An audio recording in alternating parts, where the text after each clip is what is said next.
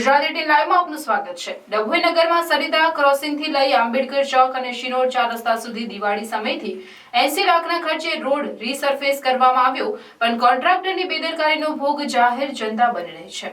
Road પર બનેલ કેટલાક સ્પીડ બ્રેક લેવલ વગરના બન્યા છે, સાથે સફેદ પટ્ટા મારવાના હજી પણ બાકી રાખ્યા હોય ત્યારે બાઇક સવારો આ સ્પીડ બ્રેકના ભોગ બની જતા હોય છે। ક્યારે પટ્ટા લગાવાશે તેને લઈ સવાલો ઊભા થયા છે। ડભોઈ પાલિકાએ આપેલ કોન્ટ્રાક્ટ બાદ રોડ રીસરફેસનું ચેકિંગ કર્યું ખરું? દિવાળી પૂર્વે લોકોને ખાડાથી છુટકારો અપાવવા હેતુ ડભોઈ પાલિકાએ 80 લાખના ખર્ચે રોડ રીસરફેસ કરાવ્યો। આંબેડકર ચોકથી શિનોર 4 રસ્તા અને આંબેડકર ચોકથી સરિતા ક્રોસિંગ સુધી રીસરફેસ થયેલ રોડ પર દિવાળી બાદ ફરી ડસ્ટ પાથરવામાં આવ્યો, ત્યારે અગાઉ આ રોડ ઉપર બનેલા સ્પીડ બ્રેકોના લેવલિંગ અને સફેદ પટ્ટા ન લગાવતા અકસ્માતો સર્જાયા હતા। જાગૃત નાગરિકે સફેદ પટ્ટા લગાવ્યા, પણ સ્થિતિ જશે તે ડસ્ટ પાથરતા સફેદ પટ્ટા હટી ગયા। હવે ફરી અકસ્માતની ભીતિ સેવાઈ રહી છે, ત્યારે કોન્ટ્રાક્ટરની બેદરકારીને કારણે હાલાકી પડી રહી છે। ત્યારે સ્પીડ બ્રેકરનું લેવલિંગ અને સફેદ પટ્ટા વહેલી તકે લગાવવામાં આવે તેવી માંગ ઉઠી છે।